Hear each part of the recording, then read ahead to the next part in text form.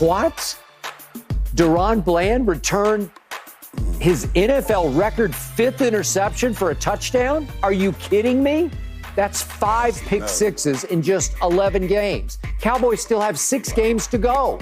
I'm just stunned because when you think about those are touchdowns that he's returning, and not just the interception, but the touchdown. But I was really impressed with our coach who spent a little time during the draft evaluating him and was talking about how he had a natural instinct for breaking on the ball on the out route, which is obviously gives you a chance to really get the interception. And not everybody does that instinctively. And he was talking that he didn't have to coach that. He does that instinctively. So I know this. I've been in a lot of locker rooms, being a part of the Cowboys, and before that with my college teams. I have never seen the emotion and the sheer being in his shoes and pride for what he has accomplished and how he is about that personally. And there's no doubt in my mind it has added to the basis of what kind of team we've got. It was inspirational in that dressing room when those guys were sharing that interception with him and knew they'd broken an NFL record. The Dallas Cowboys are absolutely breaking the NFL right now, and we need to talk about it because the NFL is officially being put on notice. After losing to the Eagles, the Cowboys have won 3 straight games, winning each of them by over 20 points, and this offense and defense have both looked amazing. This team is a true Super Bowl contender, and I'm going to tell you why. In this video, I'm going to talk about DaRon Bland and how he's absolutely resurrected this Cowboys defense. If you guys remember, I made a video covering Trevon's ACL injury, and we talked about how DaRon Bland is going to have to step up in that opposite outside corner position, and he has done just that and more. On the season, DaRon Bland already has 7 interceptions with an all-time NFL record 5 pick sixes. He's been playing at such an elite level that he's been getting praise all around the league, including opponents in his own division. This level of production has already entered DaRon's name into the Defensive Player of the Year conversation, and rightfully so. We saw Trevon Diggs getting this same type of love when he recorded over 11 picks in the 2021 season, breaking records himself. Entering their win over the Commanders game, Bland had tied with Eric Allen, Jim Kearney, and Ken Houston for the record. Bland also has more defensive touchdowns than any other team this season, and it is clear that he will be an all-pro this season. The Indianapolis Colts are second with 3. His 5 touchdowns are equal to notable star offensive players like Kansas City Chiefs tight end Travis Kelce and even the New York Giants running back Saquon Barkley. Bland's record setter came after jumping an out route from Washington's Sam Howell to Jahan Dotson on 2nd and 10 from the Dallas 43. After breaking on the ball, the Cowboys sideline erupted as Bland ran downfield. Howell nearly brought him down at the Washington 17, but he sidestepped the quarterback and then eluded Brian Robinson and Terry McLaurin at the 11 to get in the end zone. The touchdown set off a wild celebration that saw him end up in the Salvation Army Red Kettles, surrounded by at least a dozen teammates. The party lasted so long that Coach McCarthy was forced to call a timeout before the point after attempt.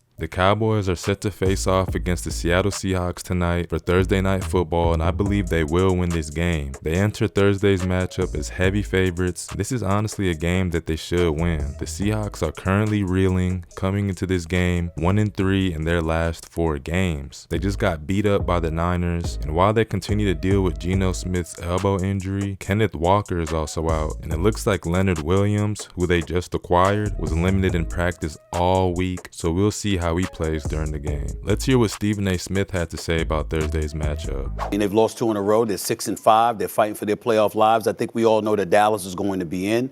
We understand that they're going to be there as a wild card because they're not winning the NFC East. We know this. And so as a result of that, I mean, the reality is that they're going to be in the playoffs. They're not really concerned about that, particularly when most of the time they're playing last place teams anyway. We understand they're going to be there. In the case of the Seattle Seahawks, you just got beat down by by San Francisco. You've lost 2 in a row.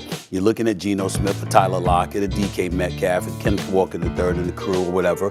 You're just looking at these guys, and you got to find a way. Make sure your playoff lives remain intact. You're on a resuscitated. You're on life support right now. You're gonna have to make sure that you win this game. The Dallas Cowboys are clearly Super Bowl contenders, and as long as they continue to play at this level against upper echelon opponents, they will have great chances to win those games as well. This Cowboys defensive unit currently ranks 3rd as a tonal unit, only behind the Cleveland Browns and the Baltimore Ravens. This unit only surrenders an average of 276.3 yards per game and is ranked 6th in touchdowns allowed at 22. They are also top 5 in sacks with 37 and points allowed per game, only allowing 16.8 per game. And let's not forget about Micah Parsons, who is still the best player on this team. He is entering tonight's game with 11.5 sacks, a bunch of quarterback pressures, and a forced fumble. Stephon Gilmore also deserves a lot of love as well for holding the other side of the field down. I really liked the pickup of Gilmore during the offseason, even at his age, and I was really hoping to see what he and Diggs would do this season. But at this rate, it looks like DaRon Bland will be cornerback 2 next season behind Diggs, because they may not need Stephon Gilmore anymore. Let me know what you guys think about the Dallas Cowboys though. Are they true Super Bowl contenders this year? And let me know if you guys think if DaRon Bland has a legit chance of winning the Defensive Player of the Year. Thank you for watching the video, and I'll see you in the next one.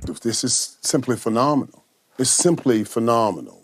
When you think about the gifts and talents that have come through this league, we just talked about one of them, Deion Sanders. You know, I always say I went through gold jackets to get my gold rings. I'm joking, but I'm not lying. You know, that means I played the Deion Sanders, the Darrell Greens, the Rod Woodsons, the Aeneas Williams, the Champ Baileys. There you go. They fought all around the football field, Greatest dudes that ever played in the National Football League at the position that we are discussing right now. I saw them week in, I saw them week out. If I had to go to the restroom, they lifted up. There you go, Mike. They were right there with me.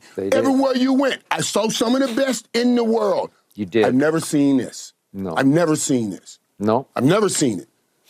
And let me tell you when I say I've never seen this kind of a run. We're going to talk about DaRon Bland. But prior to that, we were talking about Trevon Diggs. Thank you. And the same stuff.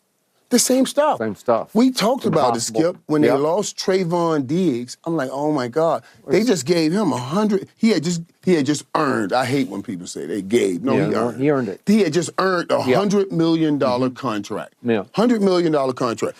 We were saying, oh my God, that's going to hurt us. That's the one person I didn't want to leave. I would leave the field because now I could take advantage with Trevon Diggs back there. You take advantage of Michael Parsons. They worked hand in hand. The front end and the back end worked together. So now I said, we're going to lose that back end.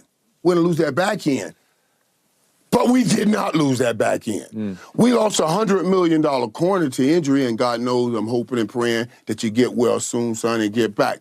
We got $1 million a year cornerback that's doing insane things.